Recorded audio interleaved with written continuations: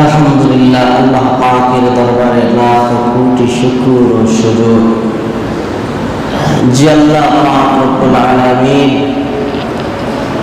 আমাদেরকে হায়াত দান করেছেন, সুস্থ রেখেছেন। বরকতি মাস চলছে। এই বরকতি মাসে আল্লাহ পাক আমাদেরকে সুস্থতার সহিত পবিত্র জুমার নামাজ পড়ার জন্য আমাদেরকে মসজিদে আসার বসার তৌফিক দান করেছেন।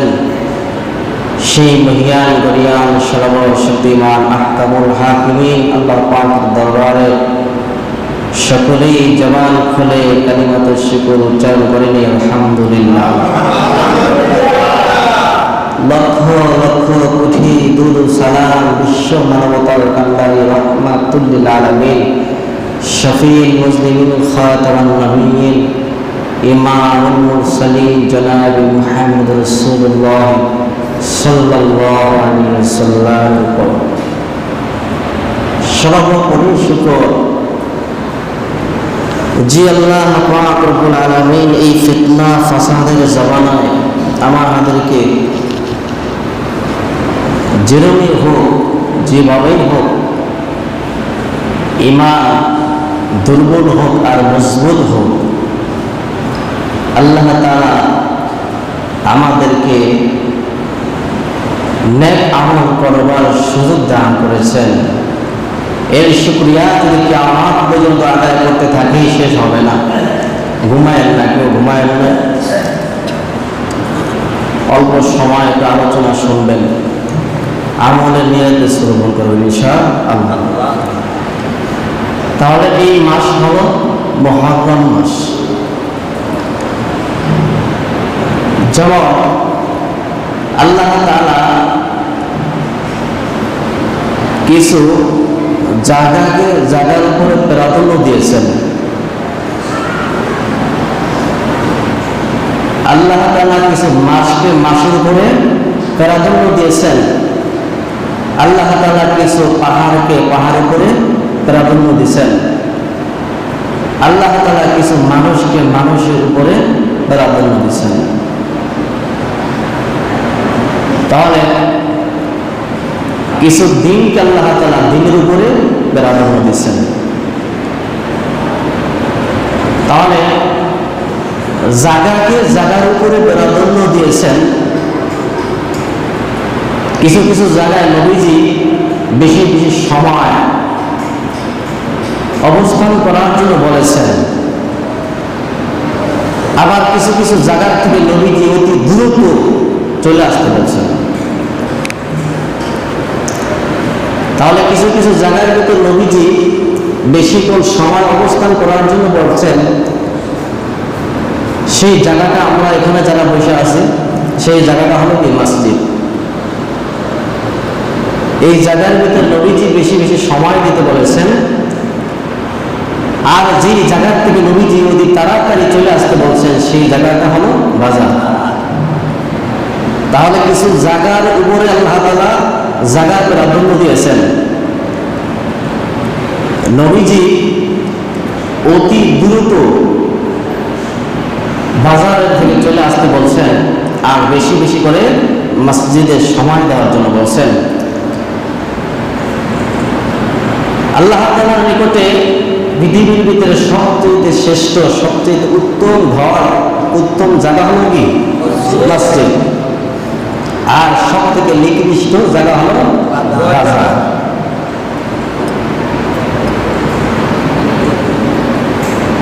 আফদালুল বিলাদি ইলাল্লাহি মাসাজিদুহা ওয়া আবগাযুল বিলাদি ইলাল্লাহি আসওয়াতুহা। আল্লাহ তাআলার নিকট সব থেকে শ্রেষ্ঠ জায়গা হলো মসজিদ, আর সব থেকে নিকৃষ্ট জায়গা হলো বাজার। এই জন্য নবীজি এই মসজিদে অবস্থান করার জন্য বলেছেন বেশি সময়, আর বাজার থেকে অতি তাড়াতাড়ি চলে আসতে বলছেন। তাহলে জায়গার উপরে জায়গার প্রাধান্য হইল। এরপরে কিছু দিনের উপরে দিন প্রাধান্য দিয়েছেন। যেমন সপ্তাহের একটাকেই দিন শুক্রবার। এই শুক্রবারটা অনেকই ফজিলতপূর্ণ একটা দিন। তাহলে দিনের উপরে দিন প্রাধান্য দিয়েছেন। এরপর আসেন মাসের উপরে মাস প্রাধান্য দিয়েছেন। যেমন মাসের উপরে মাস এখন চলতেছে মুহররম মাস, রমজান মাসের পরেই আল্লাহ তাআলার নিকটে শ্রেষ্ঠ মাস, সম্মানিত মাস মুহররম মাস। এরপরে কিছু পাহাড়ের উপরে প্রাধান্য দিয়েছেন, যে পাহাড়টার নাম হলো জাবালে রহমত। এখানে আল্লাহ তাআলা প্রত্যেক দৈনিক অগণিত রহমত নাজিল করেন। আবার কিছু মানুষের উপরে প্রাধান্য দিয়েছেন, যেমন কিছু মানুষ ৫ ওয়াক্ত নামাজ পড়েছে, কিছু মানুষ আল্লাহর হুকুম নবীর তরিকা অনুযায়ী চলতেছে, আর কিছু মানুষ আল্লাহ তাআলার গোলামি থেকে, আল্লাহ তাআলার ইবাদত থেকে গাফেল হয়ে আছেন। তাহলে ওই সমস্ত গাফেল ব্যক্তির সাথে যারা আল্লাহ তাআলার হুকুম পুরোপুরি মানতেছেন, এদের মর্যাদা দুনিয়াতেও বেশি, আখিরাতেও বেশি। আবার কিছু জায়গার উপরে প্রাধান্য দিয়েছেন, আবার কিছু সময়ের উপরে প্রাধান্য দিয়েছেন। জুমার মসজিদের চাইতে মসজিদুল হারাম, মক্কা মুআজ্জামার মসজিদের ইবাদতের মূল্য অনেক বেশি, ফজিলত অনেক বেশি। তাহলে মসজিদুল হারামে, মক্কা মুআজ্জামের ভিতরে যদি কোনো ব্যক্তি 1 রাকাত নামাজ পড়ে, 1 রাকাতে 1 লক্ষ রাকাতের সওয়াব পায়। মদিনার মসজিদে যে নামাজ পড়বে 50 রাকাত নামাজের সওয়াব হয়। তাহলে মক্কা মুআজ্জামার ভিতরে যদি কোনো ব্যক্তি কি করে, 1 রাকাত নামাজ পড়ে, কত রাকাতের সওয়াব? 1 লক্ষ রাকাতের সওয়াব পাওয়া যাবে। আর মদিনাতুল মুনাওয়ারা, মদিনার মসজিদে নববীর ভিতরে যদি নামাজ পড়ে কেউ, 1 রাকাতে 50 রাকাতের সওয়াব পাওয়া যাবে। তাহলে কিছু জায়গাকে আল্লাহ তাআলা জায়গার উপরে প্রাধান্য দিয়েছেন। তাহলে মক্কা মুআজ্জামার ভিতরে নামাজ পড়লে 1 রাকাতে কত? 1 লক্ষ রাকাতের সওয়াব।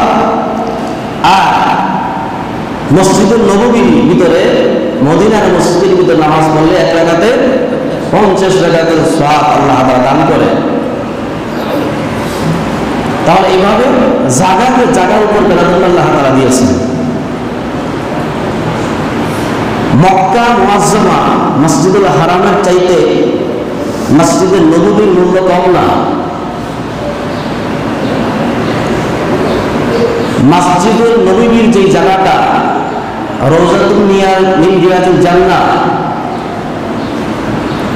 যেদিন আল্লাহ তাআলা জান্নাতকে সাজাইবেন, সেদিন এই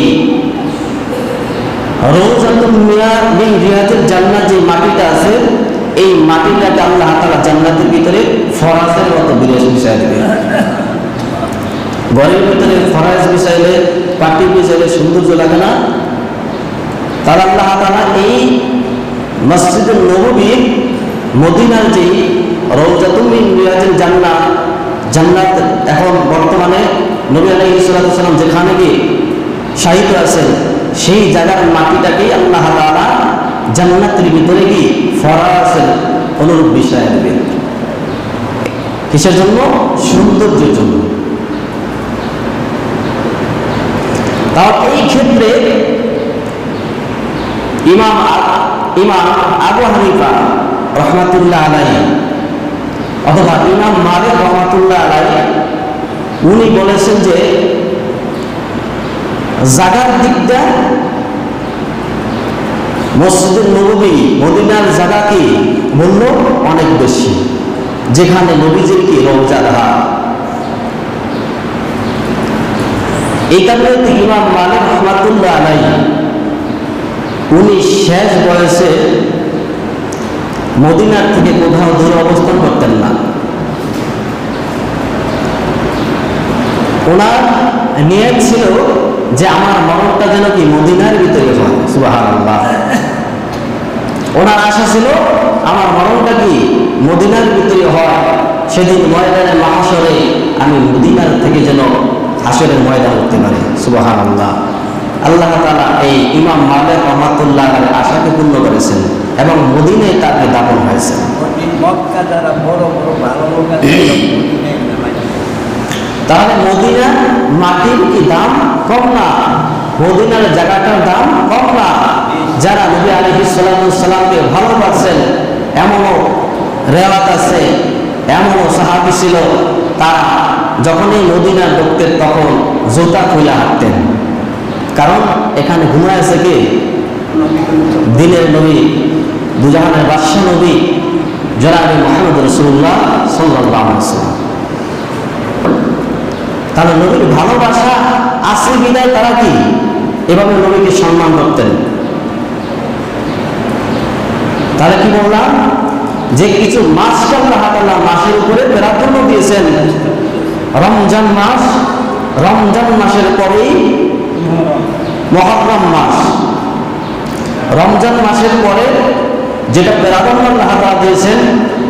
আর আরবি চন্দ্র বছরের শুরু হলো কি? মুহররম মাস। আরবির প্রথম মাসের নাম কি? মুহররম মাস। তাহলে এই মুহররম আর জিলকদ, জিলহজ, মুহররম, রজব, এই চারটা মাস আল্লাহ তাআলার নিকটে কি অতি সম্মানিত, অতি ফজিলতপূর্ণ। মুহররম শব্দের অর্থ সম্মানিত, মুহররম শব্দের অর্থ নিষিদ্ধ, মুহররম শব্দের অর্থ পবিত্র। এই চারটা মাসকে সম্মানিত মাস বলা হয়েছে। এই মাসে শুধু আমরা না, কাফের বেঈমানরাও কি এই মাসের ঝগড়া বিবাদ থেকে তারা বিরত থাকত। যেমন মক্কা মদিনার ভিতরে যুদ্ধ চলতেছিল, যুদ্ধ চলতেছে, কিন্তু যুদ্ধ করতে করতে করতে করতে যখনই দেখা গেল যে জিলকদ মাসের চাঁদ উঠছে, তখন তারা যুদ্ধ বন্ধ করে দিচ্ছে। তারা যুদ্ধ বন্ধ করে দিছে, বলছে এখন পতাকা করে দিছে যে এখন যুদ্ধ করা যাবে না, এখন সম্মানিত মাসে কি আমরা উপনীত হয়েছে, এখন যুদ্ধ করা বন্ধ। তাহলে জিলকদ, জিলহজ, রজব আর মুহররম এই মাসগুলোতে যুদ্ধ বিগ্রহ করাও কি কাফের বেঈমানরা পর্যন্ত কি বন্ধ করে দিত। সম্মানিত মাস বিদায়। মুহররম মাসেও ঝগড়া বিবাদ, যুদ্ধ এগুলো কি বিরত, এগুলো বন্ধ থাকার জন্য নবীজি বলেছেন। তাহলে এখন মুহররম মাস চলতেছে, এই মুহররম মাসের ফজিলত অনেক বেশি, অনেক অনেক বেশি।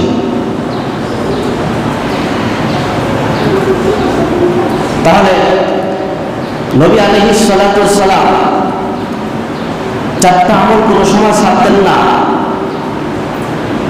সব সময়কে এটা নবীজি নিয়ম পালন করে গিয়েছিলেন। তার ভিতরে জিলহজ মাসের কি জিলকদ, জিলহজ,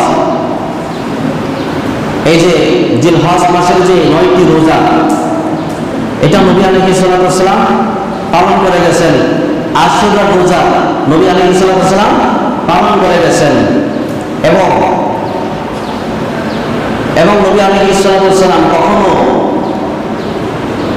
মাসে 3টা রোজা আছে, 13, 14, 15, এই 3টা রোজা নবীজি কখনো ছাড়ে নাই। নবী আলাইহিস সালাতু ওয়াস সালাম প্রত্যেক মাসে কয়টা রোজা রাখতো? 3টা রোজা রাখতো, 13, 14, 15 এই তারিখে নবীজি কি রোজা রাখতো। এরপরে নবী আলাইহিস সালাতু ওয়াস সালাম কোন সময় ফজরের আগে যে 2 রাকাত সুন্নত নামাজ, ফজরের আগে যে 2 রাকাত সুন্নত নামাজ, এটা নবীজি কখনো ত্যাগ করে নাই। তাহলে কি বললাম? নবী আলাইহিস সালাতু ওয়াস সালাম জিলহজ মাসের যে 9টা রোজা আর আশুরা রোজা, আর কি বললাম যে প্রত্যেক মাসে 3টা রোজা, আর 4 নম্বর হলো ফজরের আগে যে 2 রাকাত সুন্নত, এটা নবীজি কখনো ছাড়তেন না। রমজান মাস আসার আগে মুহররমের রোজায় কি ছিল? ফরজ ছিল। রমজান মাস আসার আগে মুহররমের রোজায় একসময় ফরজ ছিল। যখন ওমর ফারুক রাদিয়াল্লাহু তাআলার জমানায় সাহাবায়ে কেরামদের পরামর্শে যখন কি আরবি মাসের সূচনা শুরু করলেন, তখনই তারা বিবেচনা করে মুহররম মাসকে প্রথম মাস কি আখ্যা দিলেন। তাহলে এরা কি গবেষণা করে পরামর্শ করে তারপরে কি প্রথম মাসের নাম দিলেন কি মুহররম। এখন এই মুহররম মাসে যুদ্ধ বিগ্রহ যেহেতু করা যাবে না, ঝগড়া বিবাদ করা যাবে না, গুনাহ থেকে বিরত থাকতে হবে, বেশি বেশি করে দুরূদ ও সালাম প্রেরণ করতে হবে, বেশি বেশি নফল ইবাদত করতে হবে, বেশি বেশি করে জিকির আজকার তাসবিহ তাহলিল পাঠ করতে হবে। যেহেতু এখন চলতেছে কি সম্মানিত মাস মুহররম মাস, এই মাসে যুদ্ধ করা যাবে না, গুনার কাজও করা যাবে না, বেশি বেশি করতে হবে, ইবাদত করতে হবে। এই মুহররম মাসের এই 10ই মুহররম আশুরা রোজা, 10ই মুহররমে কি আশুরা রোজা। এখন এই 10ই মুহররমের আশুরার যে দিনটা, মানে মুহররম মাসের 10 তারিখ যে দিনটা, এই দিনটা পৃথিবীর ভিতরে অনেক অনেক অগণিত অগণিত অলৌকিক ঘটনা ঘটেছিল। যেমন আল্লাহ তাআলা এই পৃথিবীর ভিতরে যত মাখলুক সৃষ্টি করেছে এই মুহররম মাসের 10 তারিখ। আমাদের আদি পিতা হযরত আদম আলাইহিস সালামকে সৃষ্টি করেছেন মুহররমের 10 তারিখে, এবং আমাদের আদি পিতা হযরত আদম আলাইহিস সালামকে জান্নাতের ভিতরে ঢুকাইছে মুহররমের 10 তারিখে। আবার জান্নাত থেকে বের করে দিয়েছেন আশুরার 10 তারিখে, মুহররমের 10 তারিখে। আর আমাদের আদি পিতা হযরত আদম আলাইহিস সালাম দুনিয়ার থেকে পরলোকগমন করছেন, ইন্তেকাল করেছেন মুহররমের 10 তারিখে। এরপরে এই মুহররমের 10 তারিখে আমাদের জাতির পিতা হযরত ইব্রাহিম আলাইহিস সালাম নমরুদের অগ্নিকুণ্ড থেকে পরিত্রাণ পেয়েছিলেন। এজন্য মুহররমের এই 10 তারিখটা অনেক ফজিলতপূর্ণ। হযরত ইয়াকুব আলাইহিস সালাম তার আদরের সন্তান হযরত ইউসুফ আলাইহিস সালামকে হারায়া বহু কাল পর্যন্ত কি দুঃখ যাতনা সে ভোগ করতে হয়েছিল, কিন্তু তার সন্তান পেয়েছিলেন মুহররমের 10 তারিখে। হযরত সুলাইমান আলাইহিস সালামের সিংহাসন প্রাপ্ত হয়েছিল মুহররম মাসের 10 তারিখে। হযরত ঈসা আলাইহিস সালামের জন্ম হয়েছিল মুহররমের 10 তারিখে, এবং ঈসা আলাইহিস সালামকে আল্লাহ পাক আসমানে নিয়ে গেছেন মুহররমের 10 তারিখে। অলৌকিক অলৌকিক ঘটনা সংঘটিত হয়েছিল। হযরত আইয়ুব আলাইহিস সালাম দীর্ঘদিন পর্যন্ত অসুস্থ ছিলেন, এই রোগ থেকে মুক্তি পেয়েছিলেন মুহররমের 10 তারিখে। হযরত মূসা আলাইহিস সালাম আল্লাহ তাআলার সাথে কথা বলেছিলেন এবং তুর পাহাড় থেকে তাওরাত প্রাপ্ত হয়েছিলেন এই মুহররমের 10 তারিখে। এরপরে হযরত মূসা আলাইহিস সালাম ফেরাউনের সাথে যেই শত্রুতা ছিল, ফেরাউন হযরত মূসা আলাইহিস সালামকে দাওয়াত করলো।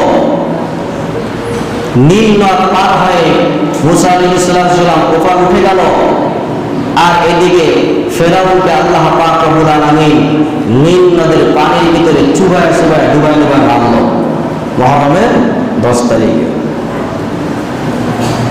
তাহলে মূসা আলাইহিস সালাম যখনই নদী আসলো, নদী বাঁচলো, তখনই মূসা আলাইহিস সালাম নদীর উপরে কয়টা 12টা আঘাত করলেন, 12টা রাস্তা হয়ে গেলেন। তাফসীরের ভিতরে লেখে যে মুসা আলাইহিস সালাম তার দলবল সহকারে রাস্তাতে হাঁটতেছে, আর রাস্তার আশেপাশে জানালা, কথা কইতে কইতে যাইতেছে। আর এদিকে ফেরাউন সে মনে করতেছে যে না, রাস্তা তো আমার বলে গেল, আমরাও যাই। মধ্যখানে গেল, আল্লাহ পাক রব্বুল আলামিন চুবায় মারল। তাহলে এটা সংঘটিত হয়েছে কোন দিনে?